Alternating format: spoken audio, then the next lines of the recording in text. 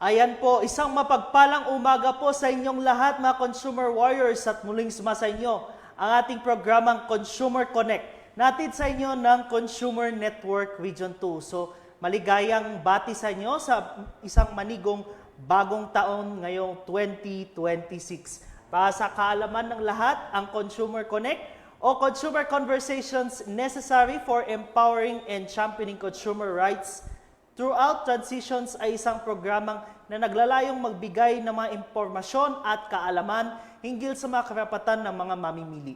Layunin din ito na ipaalam ang ating iba't ibang mga programa ng mga miyembro ng Consumer Network Region 2 na may kinalaman sa consumerismo. Ang Consumer Network Region 2 para sa kaalaman ng ating mga manonood at tagapakinig ay isang samahan ng mga iba't ibang ahensya ng pamahalaan na may mandato o tukuling magbigay ng mga serbisyo at protektahan ang mga mamimili. Ang Consumer Network Region 2 ay lubos na nagpapasalamat sa Philippine Information Agency sa pangunguna ni Regional Director Angeli Lubo Mercado at Assistant Regional Director Oliver T. Bakay na sa pagpapaunlak sa atin na maidala sa ere ang programang Consumer Connect. At sa ating Regional Director ng Department of Trade and Industry Region 2, Regional Director Maria Sofia G. Narag, at sa lahat ng mga butihing mga director at heads ng mga iba't ibang member line agencies na kasapi ng Consumer Network Region 2. At sa taong ito, ako po si Joshua Cad na makakasama po ninyo ngayong umaga sa ika-55 o 55 na episode ng Consumer Connect Program. Inyo po kaming masubaybayan tuwing ikalawa at ikaapat na Huwebes o ika-second and fourth Thursday of the month mula alas 9 hanggang alas 10 ng umaga.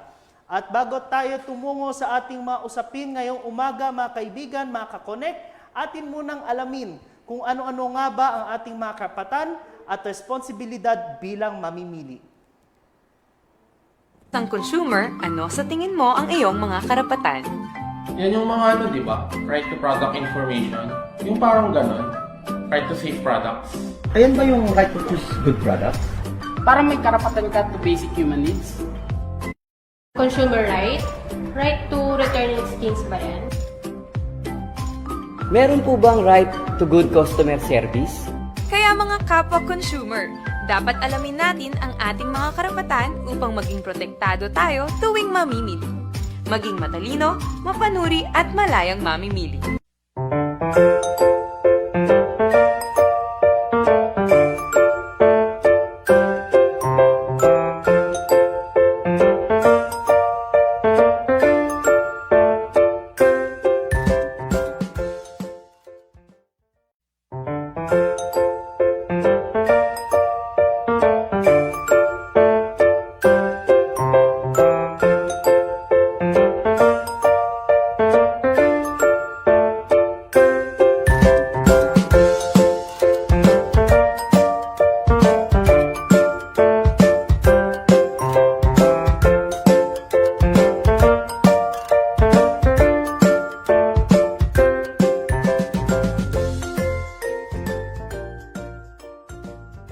Alam mo ba na mayroon kang 8 basic rights bilang isang consumer?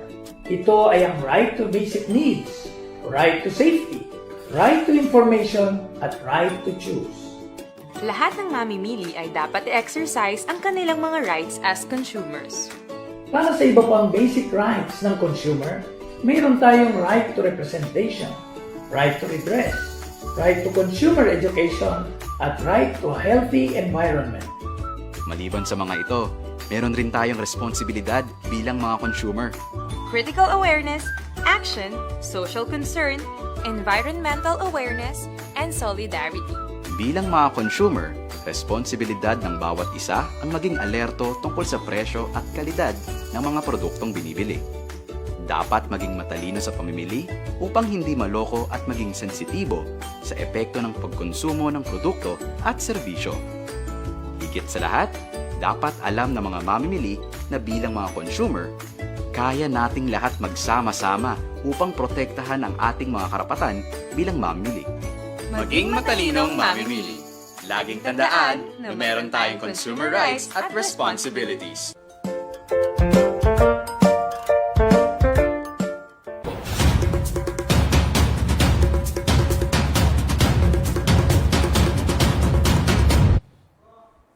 ayan po, pinapaalala palagi ng DTI kahit magbagong taon na po o kahit tuloy-tuloy sa ating pamumuhay at dapat tayo maging matalinong mamimili, dapat nating alamin ang ating mga karapatan at responsibilidad bilang mga consumer. So sa ngayong ika-55 na episode ng ating programang Consumer Connect, muli nating pinapaalala sa mga service and repair shops sa buong rehiyon ang kahalagahan ng muling pag-renew ng kanilang mga accreditation. Sa episode na ito, tatalakayin natin ang mamahalagang impormasyon tungkol sa tinatawag na Service and Repair Enterprise Accreditation o SRE Accreditation. So ano nga ba ito? Bakit nga ba ito mahalaga? Ano mga uri ng negosyo ang kinakailangang ma-accredit? Ano ang mga kinakailangang dokumento at requirements na kailangan isumiti sa DTI para sa accreditation at marami pang iba. Kaya sa episode na to, mapalad po tayo makakasama natin ng ating panauhin mula sa Consumer Protection Division ng Department of Trade and Industry, Cagayan Provincial Office. Walang iba kundi si Ginoong Serafin C. Umokit. Magandang umaga po, Sir Serafin, at welcome po sa ating programang Consumer Connect.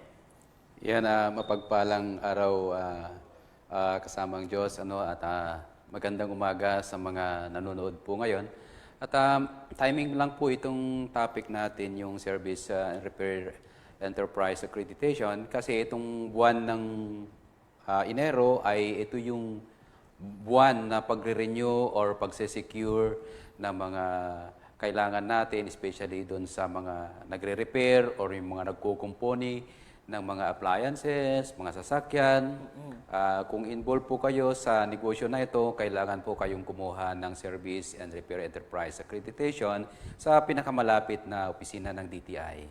Okay po, so ipagpapatuloy na po natin, Ginoong Serafin, yung ating palatuntunan ngayong umaga. So, dapat po natin alalahanin sa ating mga business establishments, no? So, ang unang katanungan po, no? So, ano itong SRE accreditation at bakit nga po mahalaga ito at ano po itong legal na basehan? Unang-una, Sir Diyos, pag involved ka sa negosyo na ito, hindi ka pwedeng magnegosyo ng ganyan kung wala kang Service Repair Enterprise Accreditation or tinatawag nating accreditation na nanggagaling sa DTI. Ito ay isang legal na pagkilala sa mga service o repair enterprise na mga tauhan mo, ang mga tauhan nito ay mga tawag dito yung tinatawag nating meron silang may pakita na kakayahan, especially yung mga nakasaad dito sa Presidential Decree 1572, no? Ito yung nagkukumpuni ng sasakyan, nabanggit ko na kanina, nagkukumpuni ng mga appliances, at yung dental equipment, kasama yon. Yung sa appliances, marami tayong mga klase ng appliances, kasama na dyan yung mga aircon, air conditioning. So, kung involved ka sa negosyo na ito, dapat meron kang accreditation na nanggagaling sa Department of Trade and Industry, kasi ito po yung nakasaad sa Presidential Decree 1572 at saka ayon sa Article 128 ng Republic Act 7394 o ang tinatawag nating Consumer Act of the Philippines, walang sinuman ang makakapag-operate ng service or repair firm o magsilbi bilang technical personnel nito na hindi na-accredit ng DTI. Ayan po. So tama po yun, no, Sir Serafin. So talagang itong SRE accreditation ay talagang legal basis ng bawat service and repair shop ng mga iba't ibang gamit tulad ng ngalan ng aircon, mga appliances, mga dental equipment at iba pa para sa ganun ay makapag-operate nga po sila. So talagang dapat required sa ating mga service and repair shops, no? So ano ang kahalagahan nitong SRE accreditation, Sir Serafin, sa mga businesses at mga consumer? Yan, dalawa ito, Sir Diyos, para sa mga nagnenegosyo or may mga business na ito, ito ay upang sila ay makilala bilang otorisadong mga service and repair shop na nagbibigay ng dekalidad na serbisyo sa mga consumer at saka para din makita na or maprotektahan din yung mga consumer nito. Nakakasiguro na may expertise or kakayahan o ng mga gumagawa doon or yung mga technician nila doon na hindi lang yung gawa ngayon, sira bukas. Yun po para mapanatili or mapanatag yung kalooban ng mga consumers. So, para din sa mga consumers, nakakasiguro na yung nasabi ko na kanina, may kakayahan sila. May kakayahan sila na mag-repair. Halimbawa, ako, magpaparepair ako sa isang establishmento na alam ko na yung nagkukumpuni doon or yung technician doon ay maayos siyang gumawa, panatag yung loob ko bilang consumer na magpa-repair doon. Kahit pa nga kung pupunta ka doon, kahit iwan mo yung pinapa-repair mo na item or equipment, at least napanatag ka na itong mga nagkukumpuni dito ay maayos po silang gumawa. Oo, tama po yun, no, Sir Serafin. No? So talagang itong SRE accreditation ay mahalaga para sa ating mga businesses, yung sa mga service and repair shops, dahil talagang sila ay otorisado legally na makapag-operate. No? So pati rin sa ating mga consumers. So mahalaga itong malaman ng ating mga consumers kasi syempre magpapaayos sila ng kanilang mga sasakyan, mga appliances, at makita nila kaagad na accredited pala ito ng Department of Trade and Industry. So makakasiguro na ang serbisyo at mas lalo ng ating mga tauhan ng mga service and repair shop ng accredited service and repair shop ay talagang dekalidad ang kanilang trabaho at mga serbisyo na binibigay sa mga consumer. Kaya paalala sa ating mga consumer, tignan po ninyo kung ang repair shop o service shop na inyong pinupuntahan ay may DTI accreditation. Talagang mas maano po kayo na talagang ito po ay accredited ng DTI na may dekalidad at garantisado na serbisyo. So sa pagpapatuloy, no, so meron po tayong mga classification ng mga accredited na service and repair enterprise o service and repair shop. So ano po ba ito at para saan naman ito, Sir Serafin? Baka pwede pong ipaliwanag sa atin mga manonood at tagapakinig. Yes, Sir Diyos. Bago tayo dumako doon, gusto ko lang dagdagan yung sinabi mo kanina sa mga consumers na dapat tignan nila yung mga service and repair enterprise na ito kung meron nga ba silang accreditation na galing sa DTI. Napakahalaga yun. Importante na yung mga pinupuntahan nating mga repair shop ay accredited siya ng DTI at sana nga po hindi lang po yung mga individual na consumers, pati na rin po yung mga institution na nagpapa-repair, dapat tignan po nila, lalong-lalo na ito, sana nga po makaabot din sa mga lahat po ng mga government agencies po natin na nagpapa-repair ng mga equipments po nila, na dapat tignan nila kung saan sila nagpapa-repair, dapat ito ay may DTI accreditation. Kasi po, para masiguro po natin na yung mga pinapaayos po natin ay nasa tamang service and repair enterprise. Ngayon, yung tanong mo kanina, Sergio, ano nga ba ito, mga iba't ibang classification ng mga accredited SRE or service and repair enterprises natin. At para saan nga ba ang mga ito? Ang mga classification nito, Sergio, yung mayroon po tayong tinatawag na 1-star, 2-star, 3-star, 4-star, 5-star. Ito yung different level, yung mga kapasidad ng isang enterprise na kung magkumpuni. Halimbawa, kung ikaw ay service and repair enterprise ka, na may kakayahan kang mag-repair ng, halimbawa, ang kinukumpuni mo ay sasakyan, kaya mong ikumpuni yung mga iba't ibang klase na naukol o na-connected dun sa isang sasakyan. Halimbawa yung makina, yung aircon, mga ganon. And hindi lang yon yung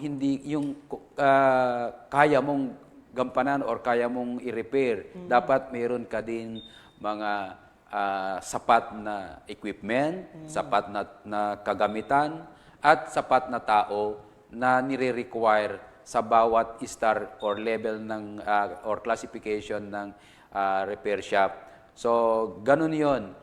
Kaya po tayo mayroong 1 star, may 2 star, 3 star, 4 star, 5 star. Depende sa kapasidad ng isang service and repair enterprise kung gaano sila mag-ayos ng mga or magkumpuni ng mga equipments or mga appliances or kahit ano na pinapa-repair po natin. Nabanggit ko kanina yung Sir Jos, sasakyan, appliances, dental equipment, pati yung mga nagre-repair po ng computer.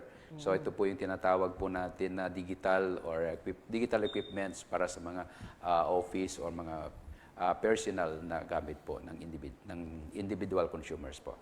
So tama po, no sir, yung understanding ko po, itong mga classification ay depende po sa kapasidad ng isang service and repair shop. So hindi naman po ito depende sa kung paano yung serbisyo nila, kung 5 stars ang service nila, 4 stars. Basta depende po sa capacity and yung sa ano po nila, tama po sir, no? Yung kanilang mga technical personnel. So, yun po ang mga classification ng mga iba't ibang mga service and repair shops, no? So, may 1 star, may 2 stars, 3 stars, 4 stars, at 5 stars. So, depende po yun sa technical capabilities ng mga service and repair shop at yung mga equipment nila, pati yung mga technical personnel. So, yun po ang dapat maintindihan ng ating mga consumer. At sa pagpapatuloy po, no, sino-sino po ba ang kailangan mag-apply ng SRE accreditation? Ano ang mga service and repair shop na kailangan mag-apply ng accreditation, Sir Serafin? Yes. Kung ikaw ay ang enterprises mo or yung negosyo mo ay nagkukumpuni ng sasakyan, mga heavy equipment, makina at engineering works, electronics, ito yung mga nagkukumpuni sa mga television or TV, electrical na kagamitan, yung mga tawag dito, siguro masasabi natin yung mga gumagawa ng electric fan, mga ganon. Air conditioning and refrigeration, mga kagamitan ng pang-opisina, yung sinabi ko kanina, yung computer, kagamitan pang-medical or pang-dental, nasabi na natin kanina yan, yung mga dental equipments, mga kagamitan pang-consumer, mechanical at industrial, ng mga appliances at mga devices, kasama ng mga technical na tauhan magtatrabaho na sabing service and repair shop. Kailangan meron kang accreditation na nanggagaling sa opisina ng DTI or ahensya ng Department of Trade and Industry. Yan. Ang may mga category na tinatawag tayo dito, yung electronic service and repair enterprise. Ito yung may kompetensya na mag-install, mag-maintain, mag-service, mag-repair ng mga or mag-reconditioning and installation of the following electronic equipment. Simple and multiple band AM radio system. Ayan. Public address, paging and intercom system. Ayan yung mga sound system, lalo yung mga ginagamit ng mga public places na mga sound system. And kasama na rin dyan yung FM radio receiver, kasama na rin yan, mono phonographs and mono tape recorders, monochrome television set. May mga kasama pa rin yan mga yan, although hindi na yata uso na yan mga pero kasama pa rin yan na ina-accredit natin or kasama yan sa mga repair na kailangan may accreditation. Stereo phonographs and mono tape recorders, multi-band AM, FM radio receivers, color television sets, quadrasonic and 4-channel amplifiers. Ang dami FM multiplex stereo and quadruplex radio receivers, sound distributing system including speech clinics, closed-circuit television sets, CCTV kasama. Bago yan na naisama sa mga dapat kinukumpuni ng accredited service. And yan, videotape and Betamax. So, meron din category B, ito yung electrical service and repair enterprise. Dapat ang enterprises na ito may competent in disassembly, repair, rewinding, and reassembly of the following electrical equipment. Electric or electronic oven and ranges, water heaters, washing machines, electric clothes dryer, ironers, yung plancha na tinatawag natin, and water pumps and its accessories, electric fans and ventilators, electric motors, transformers, sealed and semi-sealed compressors.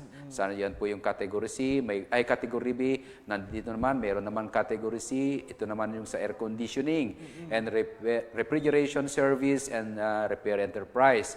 Competent installation, maintenance, service repair, reconditioning, and installation of the following air conditioning and refrigeration equipment.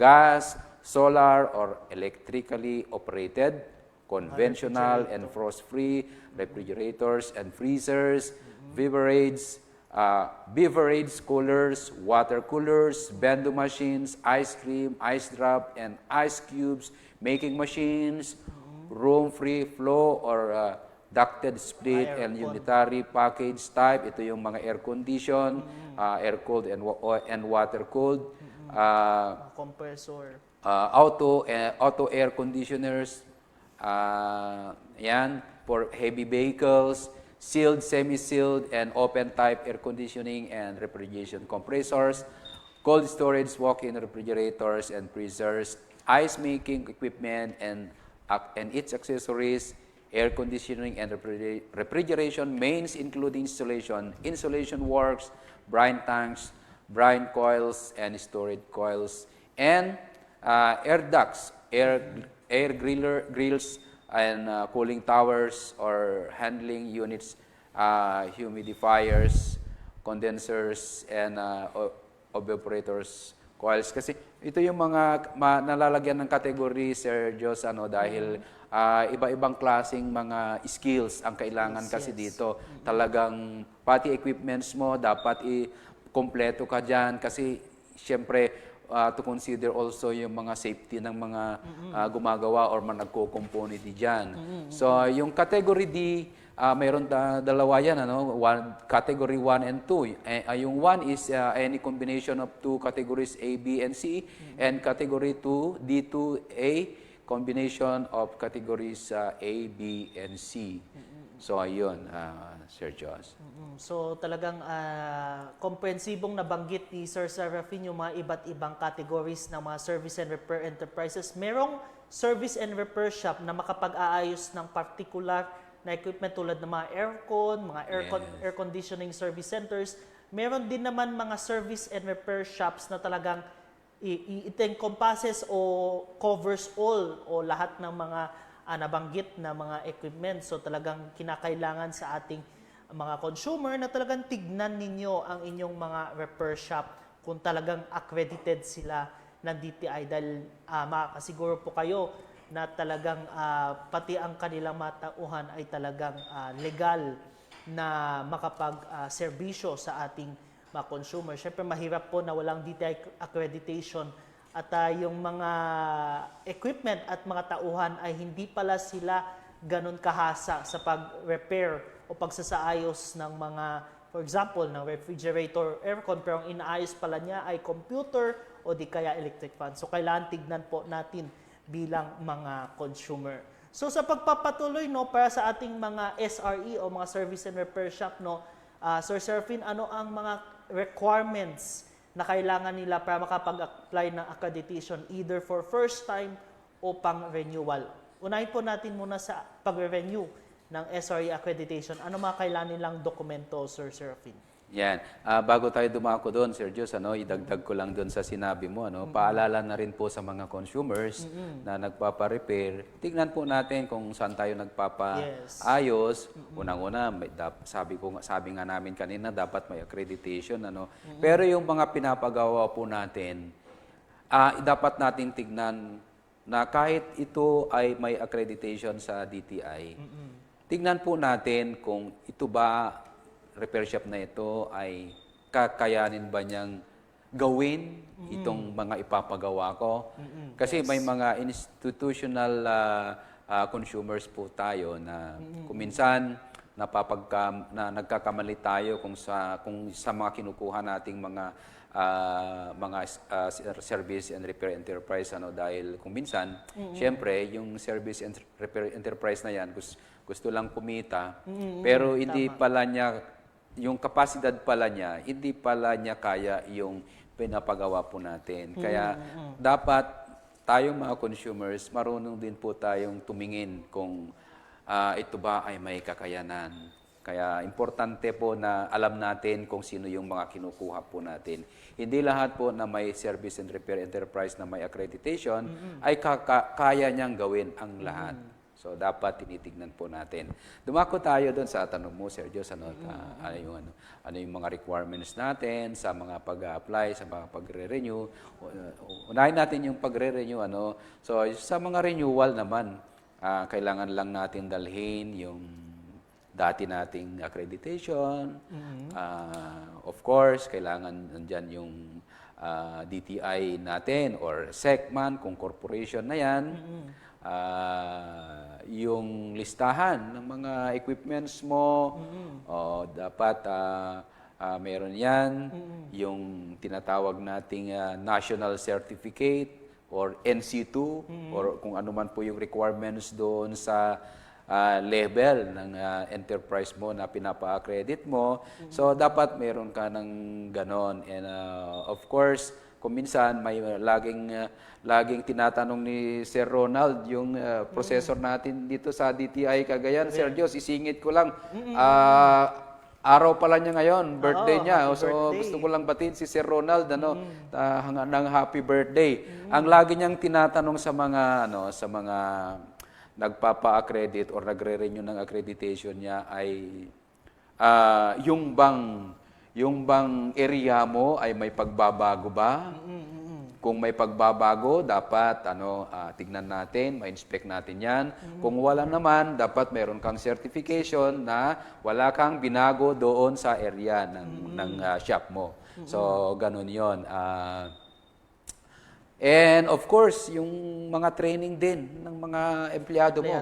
Yes. Ikaw mismo, isang owner or nagmamay-ari ng SRE or Service and Repair Enterprise, dapat mayroon din yan para makikita natin ba kung ito bang enterprise mo ay nagle-level up din ba siya, nag-i-improve din ba siya, pinapatraining mo ba yung mga tao mo sa tamang mga skills na kailangan nila para doon sa shop mo or para doon sa enterprise mo para naman mas maganda yung serbisyo na ibinibigay mo para sa kanila. So, ayun. So, tama po, no, sir. So, ito po yung sa mga renewal, no? Yung kailangan dala nila yung kanilang original certificate, yung kanilang mga floor plan, at pati na rin yung mga list of technical capabilities ng mga tauhan. Tama po, no, sir? So, yun po. Meron pa, Sir Diyos, may mga on-site din na ginagawa ng inspection. Although kahit na process na yung yung accreditation mo, may mga on-site inspection din na ginagawa ng Department of Trade and Industry to evaluate or to tawag dito, makita kung ito bang mga sinabit mo ay totoo ba. Totoo, yes. At ang importante dito, mayroon pa yung bagay na kailangan natin ilagay doon sa shop natin, yung mga menu ng service mo. Kung ito ba ay magkano, halimbawa, magpa-repair ka ng electric pan, ano ang magkano yon? May fee kung magkano yung babayaran ng bawat nagpapa-repair. Yung service menu lang tawag doon, service menu. Dapat naka-display yan sa shop mo. Ayan. So, ayun. Ganun, Sir Josh. So, talagang dapat sa bawat... pwede ko bang dagdagan yung tanong mo, Yes, Sir Serafin? No? So sa Sagot bawat service... ko. so, sa bawat service and repair shop, no, sir, dapat talaga may nakadikit na parang ito ang list of services at ang presyo po nito. Tama po bang intindi po, Sir Serafin? Yung presyo ng serbisyo mo na binibigay mo sa mga nagpapakumpuni or nagpapaayos. Of course, kailangan din may insurance yan, Sir Jos. Ano nga ba yung purpose ng insurance? Unang-una, protection na rin ng may-ari ng negosyo. Kasi syempre, pag hindi naman natin alam kung ano yung mga posibilidad na pwedeng mangyari at protection din sa mga consumers din.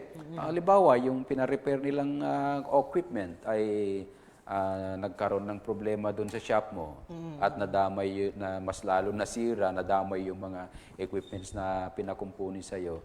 Insurance ang sasagot noon. 'Yun ang purpose ng insurance na 'yan. Yan. So, duly noted naman po sa ating mga service and repair shops sa kanilang pag-revenue at syempre yung sa ating mga bagong service and repair shop, no? So, pwede po kayong pumunta or mag-chat sa ating mga DTI official Facebook pages para sa ganun ay malaman po ninyo ang buong listahan ng mga requirements na kakailanganin po. Or magsadya lamang po sa pinakamalapit na DTI Provincial Office, lalo na po dito sa Cagayan, nandito lang po sa Regional Government Center, Carig Sur, Tuguegarao City. So ito na po, no sir, so dahil naipasa na po natin ang ating mga requirements para sa accreditation, magkano nga po ba ang kailangan bayaran para makuha ang kanilang accreditation para sa service and repair enterprise o service and repair shops? Sir Jos, itong mga binabayaran ng mga kumukuha ng SRE accreditation ay mura lang naman, maliit lang naman the amount yung mga requirements na babayaran dito. Ito naman ay one year na bayad na yon kung ikaw ay kukuha ng accreditation. So, depende yan kung anong star ka, anong classification mo, anong level ng star mo, mura lang naman at mali pala yung mura, Sir Jos, minimal. Minimal. Yes. Minimal pala yung dapat na term doon. Ang filing fee natin, of course, mayroon tayong filing fee na 50 pesos. Kung 1 star ka, 350 yung accreditation fee mo. So, kung 2 star, at of course, lahat ng filing fee niyan is 50 pesos. Nagkakaiba lang doon sa accreditation fee. Sa 2 star is 400, 3 star is 425, 4 star is 450, 5 star is 500, and the medical dental is 350. Meron tayong surcharge pag late po tayo, Sir Jos, na mag-renew. So, sa 1 star, 87.5 pesos ang surcharge mo. Sa 2 star, 100. Sa 3 star, 106. 4 star, 112.50. 106.25, 112.5, and 125 sa 5 star ang penalty mo. Sa dental naman is 87.5. Minimal lang naman. Pero, Sir Jos, pag hindi ka nag-accredit, kumuha ng accreditation mo, at dumating yung time na iikot ang mga enforcement natin, mga inspector po natin, mapa-probinsya, mapa-nasyonal, or mapa sa regional, pag nakitaan kayo na mga nagre-repair or engage kayo sa service and repair enterprise at wala kayong accreditation na nanggagaling sa DTI or ini-issue ng DTI, kayo po ay mai-issuean ng notice of violation at yung 450 na supposedly babayaran mo lang sa pag-secure or pagkuha ng accreditation ay gagastos pa kayo hindi lang sa pera, kundi pati rin sa oras mo na mag-ayos doon sa may i-issue posible sa iyo na notice of violation. So, yun ang mabigat, Sir Jos. So, sir, so talagang pinapaalala natin sa ating mga SRE or Service and Repair Enterprises na kahit ang pinapakita po ay minimal sa pagkuha ng accreditation, ay dapat po meron po kayong accreditation ng DTI para sa ganun ay maging legal ang inyong pagkilala bilang Service and Repair Shop and talagang mapagkakatiwalaan kayo ng bawat consumer, mapa-ordinaryo man o institusyonal. So sa ating pagpapatuloy sa ating palatuntunan tungkol sa SRE accreditation, at bago tayo magpatuloy, pinapaalala ng DTI na maging isang mapanuring mamimili. Panoorin natin sa susunod na video. Ang bawat consumer ay may responsibilidad na magkaroon ng mapanuring kamalayan or critical awareness. Maging mapanuri sa mga produkto at serbisyong ating binibili ayon sa mga sumusunod: kalidad, kaligtasan at kaangkupan sa gamit. Paano maging mapanuring mamimili? Siguraduhin meron ito ang lehitimong PS mark or ICC sticker. Pero paano ba ito i-verify? Sa physical stores, iscan ang ICC sticker gamit ang ICC Verification mobile app o itawag ang PS license number sa BPS. Sa online stores naman, humingi ng picture or pruweba ng ICC sticker or PS mark sa seller. Ugaliin din na i-check ang store review o feedback ng mga naunang bumili sa online seller or store. Maging mapanuri sa presyo lalo na kung ito ay too good to be true. Huwag din basta-basta ibigay ang personal at sensitibong impormasyon online. Para sa mga katanungan, maaari niyo po kaming kontakin sa mga sumusunod na numero.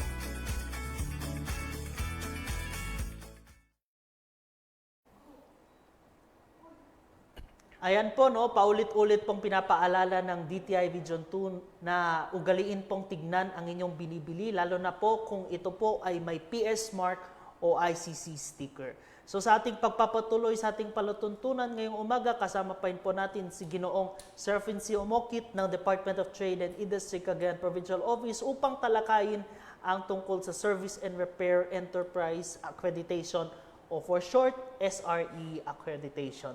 So sa pagpapatuloy sa ating palatuntunan, no, Sir Serafin, so paano at saan pwede mag-apply ng SRE accreditation? At syempre, ngayon po nasa digital age na po tayo, pwede na po bang mag-apply o mag-renew ng SRE accreditation online? Yan. So magandang tanong, Sir Jos. Yung accreditation po natin ay sa pa rin, sa opisina pa rin ng DTI, kung saan po kayo location, saan po yung pinakamalapit na opisina po natin ng DTI, ay doon po kayo. Pero sa mga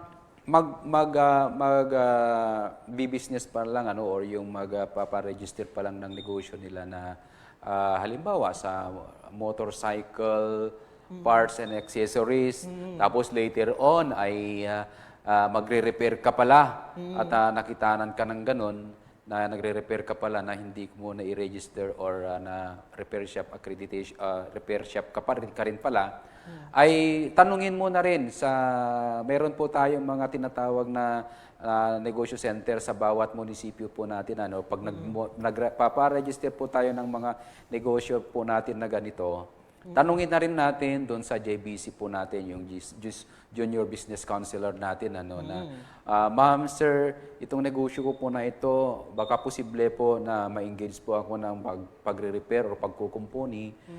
Kailangan ko bang kumuha ng accreditation na? So, ganun, kasi kung minsan nakakalimutan din ng mga JBCs natin na sabihin sa mga owner o nagpaparegister ng negosyo nila na ganito na kung minsan kasi pag umiikot ang mga business or yung mga monitors or yung mga enforcer po natin, kung minsan hindi naman kasi sinasabi nila, hindi naman kasi sinasabi ni ganito, ni ganyan na may kailangan pala may accreditation. Sa inyo po ngayon na nakikinig, kung may plano kayo na ganito or may ganun kanilang negosyo ngayon na wala pang accreditation, tanungin nyo na kay JBC or pumunta na kayo sa pinakamalapit na opisina ng DTI. Doon pa rin kasi ang proseso ng pag-secure ng accreditation. Na nabanggit kanina ni Sir Jos, na meron na pwede na bang mag-online. So, yung online kasi, I believe na sa head office po natin, meron na po silang sistema na online na yung application ng mga service and repair enterprise. And I believe na meron ng proposal, meron ng, I think, parang plano na lahat na ng mga nagpa-process or pag-issue ng service and repair enterprise later on ay magiging online na. So ang mga magse-secure ng accreditation nila ay ang mga isasubmit na lang nila is yung mga digital copies of their documents. Yun na lang mga isasubmit nila later on. And this is an advanced information para at least kahit papaano itong mga owner po ng mga SREs ay makapag-ano na sila, makagawa na sila ng mga digital documents nila para ready sila pag eto na pag full implementation na itong digital system ng pagproseso ng accreditation. So ayun, Sir Jos. So, napakagandang balita po yan, no, sir? So, parang ang understanding ko po sa ating digital na application or renewal ng SRE accreditation ay ongoing pang developmental stages. Tama po, no, sir? So, talagang inaabangan po natin yan. So, manatiling nakatutok sa ating mga Facebook pages para sa opisyal na pag-launch nitong digitalized na renewal o application ng SRE accreditation. At sa ngayon po ay dapat po kayong tumungo sa pinakamalapit na DTI Provincial Office o di kaya sa pinakamalapit na negosyo center, junior business counselor malapit po sa inyo sa inyong mga karatig na munisipyo para sa ganun ay maggabayan po kayo sa pag-renew o pag-apply ng SRE. Pero dapat po natin alalahanin na kailangan pong ipaliwanag na mabuti kung ano nga po ba yung uri ng business na inyo pong i-register ng business name o di kaya ng SRE accreditation. So paalala po yun sa ating mga shop owners.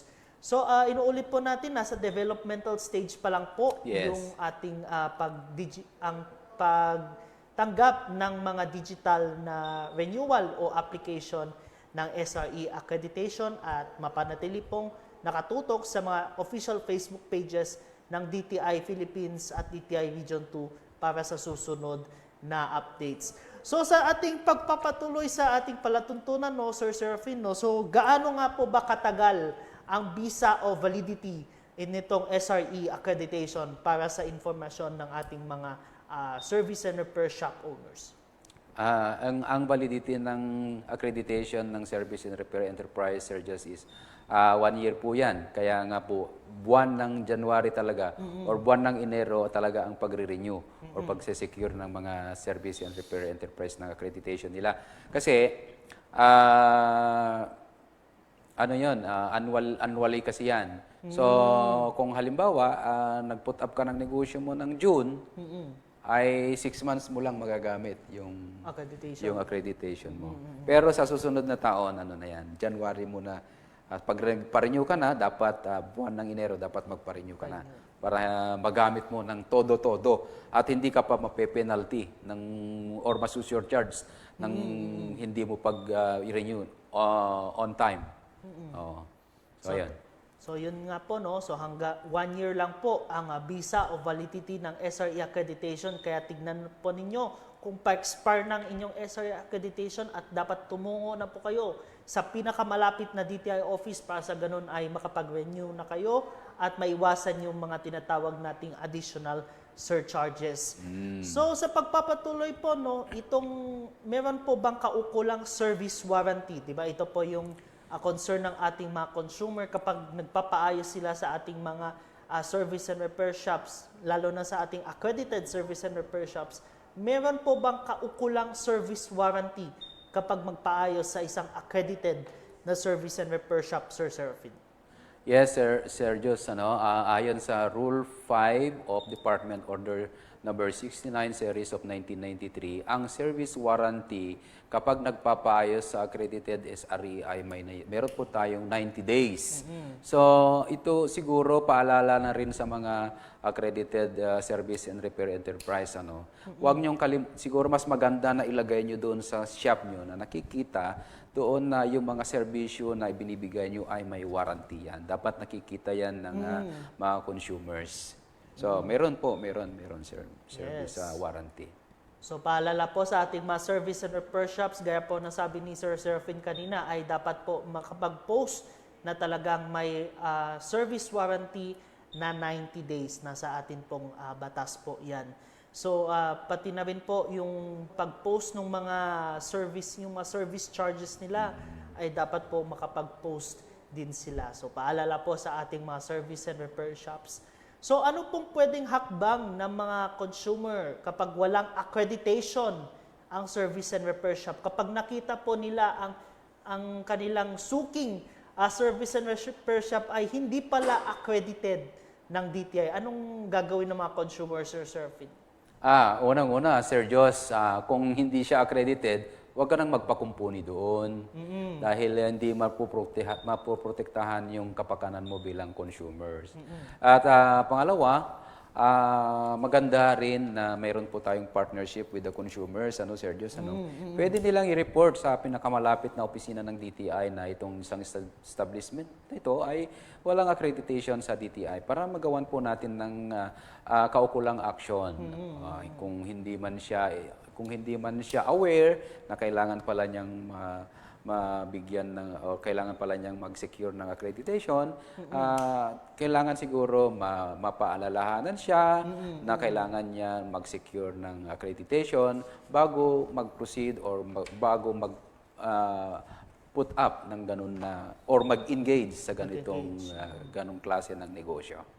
So tama po yun, no? So talagang i-report na kaagad sa pinakamalapit na DTI office upang sa ganun ay magawan ng aksyon ng ating Consumer Protection Division team na tungkol sa mga service and repair shops na wala nga pong accreditation.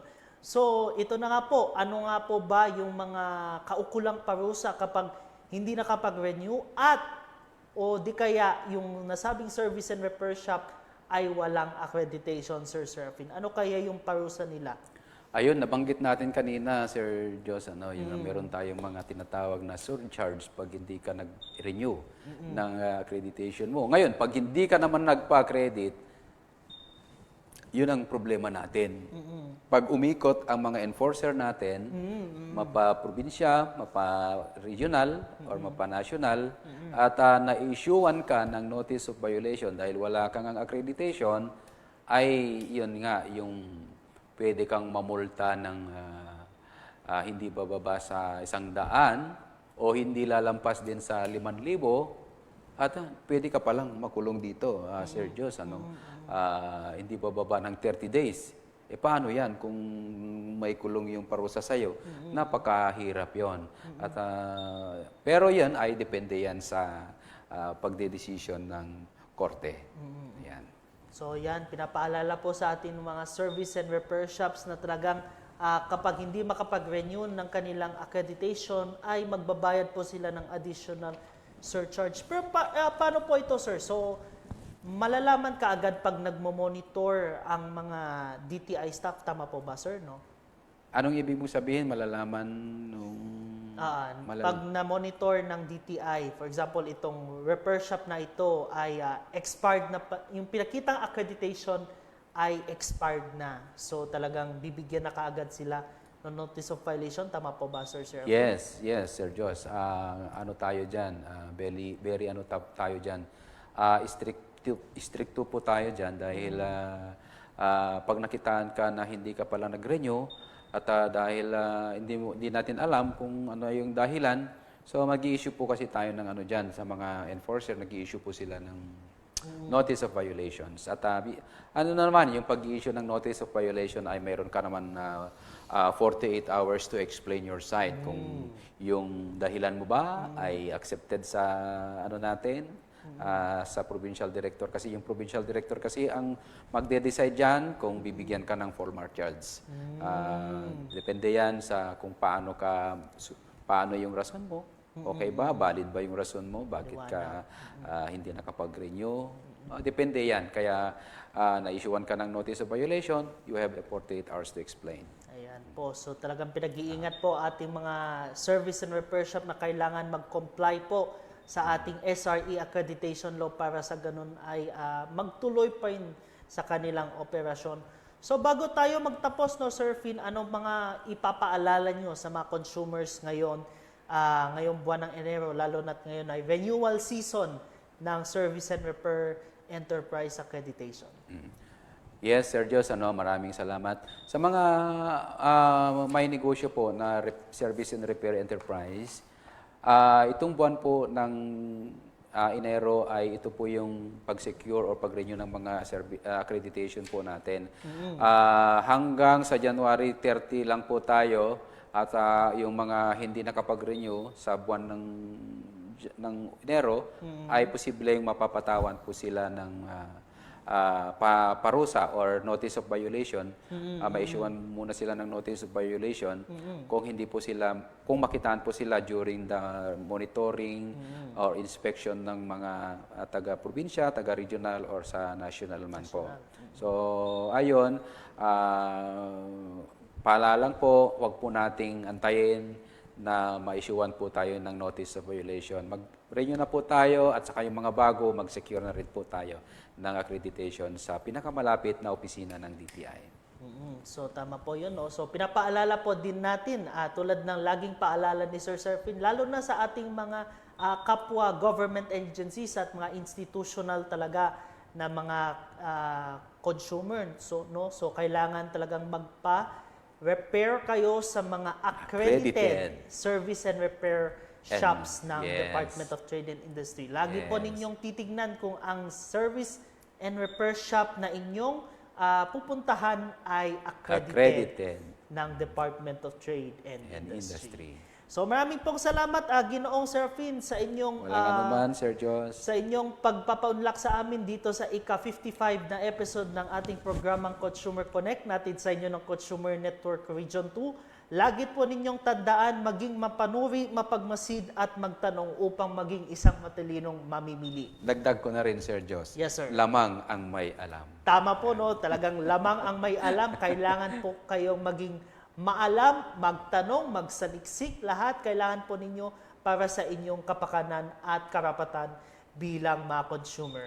Kami rin po ay nagpapasalamat sa mga miyembro ng Consumer Network Region 2, gayon din sa PIA at iba pang mga media partner bilang aming katuwang sa pagbibigay ng mga napapanahon at tamang legitimate na impormasyon para sa ating mga consumer. Muli po ako po si Joshua Cadnat, nais pong ibahagi sa lahat ng programang Consumer Connect ng Consumer Network Region 2 ay naglalayong maghatid sa inyo ng mga kaalamang makatulong para mapangalagaan ang mga kapakanan at karapatan bilang mga consumer o mamimili.